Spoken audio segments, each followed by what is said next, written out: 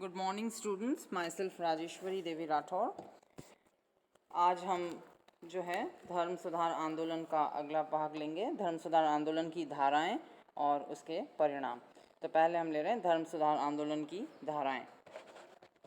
धर्म सुधार आंदोलन या प्रोटेस्टेंट क्रांति का सूत्रपात सबसे पहले मार्टिन लूथर के द्वारा जर्मनी में हुआ। जहां पुनर्जागरण का प्रारंभ सबसे पहले इटली में हुआ, वहीं धर्म सुधार आंदोलन की लहरें सबसे पहले जर्मनी में दिखाई दी। जर्मनी के बाद यूरोप के अन्य देशों में भी धर्म सुधार आंदोलन की भावना प्रसारित हो गई। धर्म सुधार आंदोलन या प्रोटेस्टेंटवाद मुख्यतः 3 धाराओं के रूप में प्रकट हुआ। पहला जर्मनी में लूथरवाद, दूसरा स्विट्जरलैंड में काल्विनवाद तथा तीसरा इंग्लैंड में एंग्लिकनवाद। तो पहले ले रहे हैं जर्मनी में लूथरवाद। 16वीं शताब्दी में यूरोप में घटित हुए धर्म सुधार आंदोलन या प्रोटेस्टेंटवाद का प्रवर्तक एवं संस्थापक मार्टिन लूथर था। मार्टिन लूथर का जन्म 10 नवंबर 1483 को जर्मनी के मैन्सफेल्ड क्षेत्र में एक साधारण कृषक परिवार के यहाँ हुआ था। कृषक एवं नवबुर्जुआ परिवेश की पृष्ठभूमि में मार्टिन लूथर का लालन पालन हुआ। उसकी प्रारंभिक शिक्षा दीक्षा मैन्सफेल्ड, मैग्डेबर्ग एवं एसेनेच के स्कूलों में हुई। इसके बाद मार्टिन लूथर को एरफर्ट विश्वविद्यालय में अध्यापन के लिए भेज दिया गया, जहां उसने 1502 में बीए की डिग्री प्राप्त की। 1505 में उसने एमए की परीक्षा उत्तीर्ण की। इसके बाद मार्टिन लूथर के पिता उसे कानून के अध्ययन एवं इसी क्षेत्र में कैरियर बनाने के लिए प्रेरित करते रहे, लेकिन लूथर ने अकस्मात एक मठ में प्रवेश प्राप्त कर लिया, जहां उसने धार्मिक विषयों का अध्ययन प्रारंभ कर दिया और स्वयं साधु बन गया। इसके बाद उसने रोम की यात्रा की, जहां उसने रोम के धार्मिक जीवन में व्याप्त आडंबर एवं अनाचार को स्वयं देखा। इसके बाद वह पुनः अपने मठ में लौट आया। चिंतन मनन की इस प्रक्रिया में मार्टिन लूथर ने अपने उस विशिष्ट धार्मिक सिद्धांत को प्रस्तुत किया जो बाद में प्रोटेस्टेंटवाद का आधार बन गया।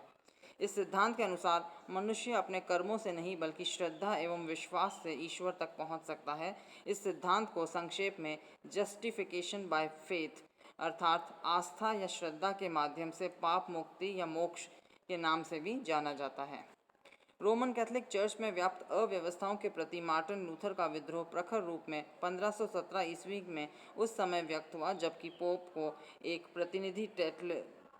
का एक प्रतिनिधि टेटजेल पोप की ओर से चर्च द्वारा जारी अनुग्रह पत्रों या क्षमा पत्रों इंडल्जेंसेस की बिक्री कर रहा था। टेटजेल का कहना था कि अनुग्रह पत्रों के लिए दिए गए पैसों की खनखनाहट के साथ साथ ही संबद्ध व्यक्ति की आत्मा स्वर्ग में प्रवेश प्राप्त कर लेती है। टेटजेल के इस व्यवहार से मार्टिन लूथर बड़ा क्रोधित हुआ।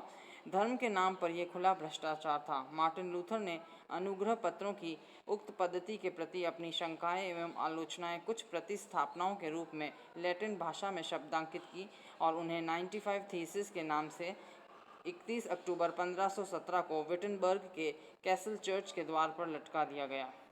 लूथर द्वारा रचित 95 थीसिस चर्च की व्यवस्था के विरुद्ध स्पष्ट, लिखित एवं प्रखर अभिव्यक्ति थी और इसी तिथि से यूरोप में धर्म सुधार आंदोलन का शंखनाद माना जाता है। अब हम ले रहे हैं दूसरा, स्विट्जरलैंड में काल्विनवाद। लूथरवाद के बाद प्रोटेस्टेंट धर्म की दूसरी महत्वपूर्ण धारा स्विट्जरलैंड में काल्विनवाद के रूप में उभर कर आई, जो लोकप्रिय होकर बाद में France, Netherlands, Hungary, Germany, Poland और इंग्लैंड में प्रसारित हुई। काल्विनवाद किसी एक व्यक्ति की रचना नहीं थी। इसके मूल विचार का संस्थापन उल्रिच ज्विंगली ने किया तथा उसकी विस्तृत एवं शास्त्रबद्ध व्याख्या जॉन कॉल्विन ने प्रस्तुत की। स्विट्जरलैंड में धर्म सुधार की मशाल उल्रिच ज्विंगली ने रोशन की। दिसंबर 1518 में उसने ज्यूरिख की एक चर्च में नौकरी प्राप्त कर ली तथा धर्मोपदेश का कार्य आरंभ किया। उसने अपने उद्देश्यों को शुद्ध बाइबल पर आधारित रखा और अपने अनुयायियों को भी बाइबल के प्रत्यक्ष मार्गदर्शन प्राप्त करने के लिए प्रेरित किया। उसने चर्च तथा पादरियों द्वारा मनुष्य के धार्मिक जीवन में की जाने वाली मध्यस्थता एवं अनावश्यक हस्तक्षेप की आलोचना की। उसने बाइबल की शिक्षाओं के प्रतिकूल किए जाने वाले तथाकथित धार्मिक क्रियाकलापों एवं आचरणों की निंदा की। रोमन कैथोलिक अनुयायियों और ज्विंगली के समर्थकों के मध्य तनाव एवं युद्ध की स्थिति बन गई और ऐसे ही एक युद्ध में 1531 में ज़्विंगली को मार डाला गया, लेकिन उसकी मृत्यु के समय तक प्रोटेस्टेंटवाद स्विट्ज़रलैंड में काफ़ी लोकप्रिय हो चुका था। ज़्विंगली के अधूरे कार्य को कुछ समय बाद जॉन कॉल्विन ने आगे बढ़ाया। उसने प्रोटेस्टेंटवाद की न केवल विस्तृत एवं वैज्ञानिक व्याख्या प्रस्तुत की, बल्कि उसे लोकप्रियता के नए शिखर तक पहुंचाया। कॉल्विन द्वारा लिखित ग्रंथ Institutes of the Christian religion प्रोटेस्टेंटवाद की एक सशक्त शास्त्रीय व्याख्या की। जॉन कॉल्विन मूलतः फ्रांस का निवासी था, लेकिन फ्रांस के राजा ने उसके विचारों को स्वीकार नहीं किया और उसने भागकर स्विट्ज़रलैंड के जेनेवा नगर राज्य में शरण ली। काल्विन के दो आधारभूत विचार इस प्रकार हैं। एक, ईसाई धर्मानुयायी की आध्यात्मिक प्रगति का एकमात्र निर्देशक धर्म ग्रंथ बाइबल है, जिसमें स्वयं ईश्वर ने मुक्ति का मार्ग प्रदर्शित किया है। और दूसरा, आचरण में सादगी एवं नैतिकता अनिवार्य है। काल्विन के नेतृत्व में जेनेवा का नगर राज्य प्रोटेस्टेंट धर्म का एक आदर्श केंद्र बन गया। नेक्स्ट, तीसरा है इंग्लैंड में एंग्लिकनवाद। प्रोटेस्टेंट समूह का तीसरा महत्वपूर्ण वर्ग इंग्लैंड में एंग्लिकनवादियों के रूप में उभर कर सामने आया। इंग्लैंड में धर्म सुधार के कार्य का आरंभ स्वयं राजा के माध्यम से हुआ। इंग्लैंड का तात्कालिक शासक ट्यूडर परिवार का हेनरी अष्टम था, जिसने अपने भाई की विधवा कैथरीन से विवाह किया था। ईसाई धार्मिक कानून में इस प्रकार के विवाह की अनुमति नहीं थी, लेकिन तत्कालीन पोप जूलियस द्वितीय ने इस विवाह के लिए हेनरी को विशेष आज्ञा प्रदान की। हेनरी कैथरीन की एक सुंदर परिचारिका एन बोलिन के मोह जाल में फंस गया। अब कैथरीन को वह तलाक देकर एन बोलिन से विवाह करना चाहता था, लेकिन हेनरी को कैथरीन ने तलाक की अनुमति देने के लिए हेनरी ने कैथरीन से तलाक की अनुमति देने के लिए पोप से कहा, लेकिन पोप ने उसे तलाक की आज्ञा नहीं दी। क्रुद्ध होकर हेनरी ने इंग्लैंड की पार्लियामेंट में यह कानून पारित करवा लिया कि इंग्लैंड का राजा ही इंग्लैंड की चर्च का सर्वोपरि प्रधान है और पोप का उस पर कोई प्रभाव नहीं है। इसके बाद हेनरी ने कैथरीन को तलाक देकर एन बोलिन से विवाह कर लिया। पोप ने हेनरी को धर्म से निष्कासित कर दिया और इस प्रकार इंग्लैंड की चर्च रोमन कैथोलिक चर्च से अलग हो गई। इंग्लैंड की चर्चों को एंग्लिकन या राष्ट्रीय चर्च घोषित कर दिया गया और इंग्लैंड में प्रोटेस्टेंटवाद की विजय हुई। हेनरी के उत्तराधिकारी एडवर्ड षष्ठ के काल में इंग्लैंड में प्रोटेस्टेंट विचारधारा के प्रचार में विशेष प्रगति हुई। चर्च की अनेक पुरानी परंपराओं को त्याग दिया गया। प्रार्थनाएं लैटिन के स्थान पर अंग्रेजी में की जाने लगीं और एलिजाबेथ के काल में इंग्लैंड में प्रोटेस्टेंट विचारधारा एंग्लिकनवाद के रूप में दृढ़ता से स्थापित हो गई। अब हम लेंगे धर्म सुधार आंदोलन के परिणाम। तो पहला परिणाम है ईसाइयत की शुद्ध नवीन व्याख्याएं।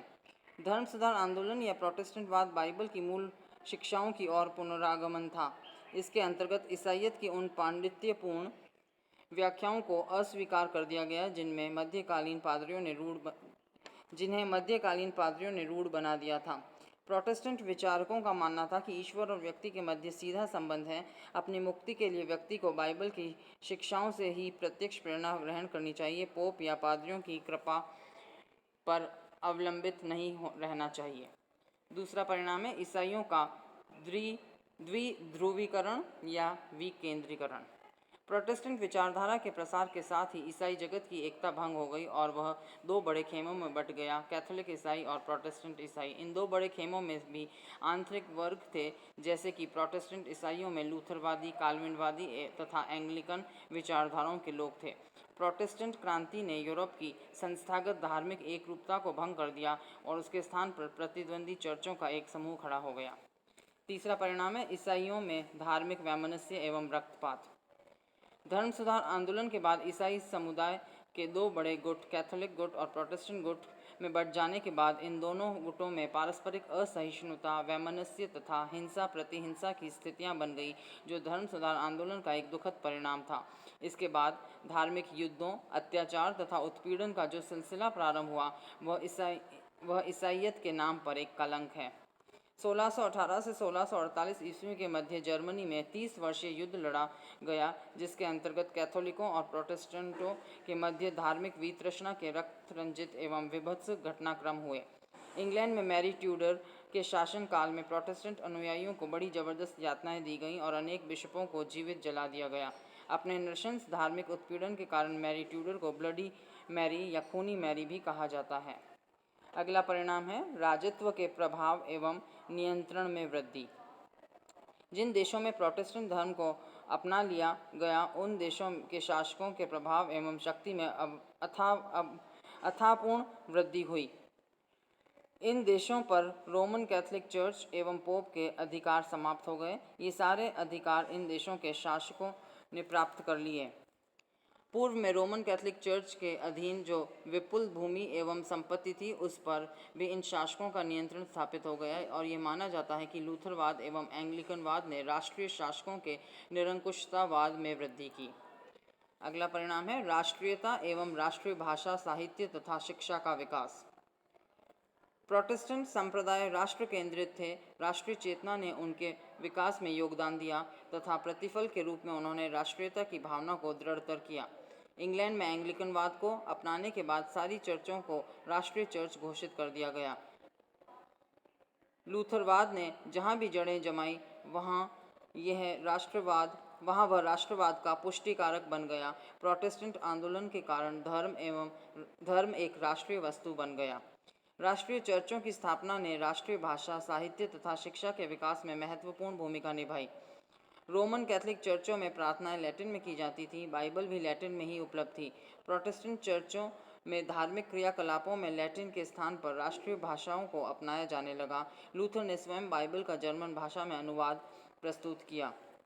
बाइबल के अनुवाद अन्य देशों France, England, Italy, Spain, Netherlands, Denmark, Sweden, Iceland, Finland, Hungary आदि में भी स्थानीय भाषाओं में किए गए। प्रार्थनाएं भी लोक भाषाओं में की जाने लगी। धर्मोपदेश तथा धार्मिक संगीत में भी राष्ट्रीय भाषाओं का प्रयोग किया जाने लगा। इस प्रकार राष्ट्रीय भाषाओं में विशद साहित्यिक रचनाएं हुई। पुनर्जागरण युग के बाद धर्म सुधार के युग में भी राष्ट्रीय शिक्षा के क्षेत्र में अभिवृद्धि हुई। अगला परिणाम है आर्थिक प्रभाव। प्रोटेस्टेंट चर्चों ने मध्यकाल में ईसाइयत द्वारा प्रचलित इन आर्थिक प्रतिबंधों को निरर्थक माना। इससे व्यापारियों का उत्साह बढ़ा और क्रमशः व्यापार वाणिज्य को प्रोत्साहन मिला। कुछ विद्वान यह भी मानते हैं कि धर्म सुधार ने पूंजीवादी प्रवृत्तियों के विकास में योगदान दिया। मैक्स वेबर प्रसिद्ध समाजशास्त्री ने अपनी पुस्तक the Protestant ethic and the spirit of capitalism में पूंजीवाद के विकास में धर्म सुधार आंदोलन की सकारात्मक भूमिका को रेखांकित किया है। ईसाई चर्चों एवं मठों की विपुल भूमि एवं संपत्ति पर राज्य का अधिकार हो जाने के कारण इस पूंजी के उत्पादक प्रयोग की संभावनाएं खुल गई थी। अगला परिणाम है प्रतिवादी धर्म सुधार आंदोलन या रोमन कैथोलिक चर्च में सुधार। प्रोटेस्टेंट विचारधारा की बढ़ती हुई सफलता का एक परिणाम यह निकला कि रोमन कैथोलिक चर्च के अधिकारियों में घबराहट फैल गई। प्रारंभ में पोप एवं कैथोलिक चर्च के कट्टर अनुयायियों का मानना था कि दमन से प्रोटेस्टेंट विचारधारा को समाप्त किया जा सकता है, लेकिन जब यूरोप के विभिन्न देशों तथा वहां के शासकों ने प्रोटेस्टेंट विचारधारा को मान्यता देना प्रारंभ कर दिया तो उन्होंने इस चुनौती का सामना करने के लिए रोमन कैथोलिक चर्च के सिद्धांतों तथा संगठन में आंतरिक सुधार द्वारा इसे सशक्त बनाने की योजना बनाई। रोमन कैथोलिक चर्च द्वारा प्रोटेस्टेंट आंदोलन की सफलता से भयभीत होकर अपनाई गई इस आंतरिक सुधार प्रक्रिया को ही प्रतिवादी धर्म सुधार आंदोलन या काउंटर रिफॉर्मेशन कहा जाता है। तो ये थे धर्म सुधार आंदोलन की धाराएं तथा उसके परिणाम।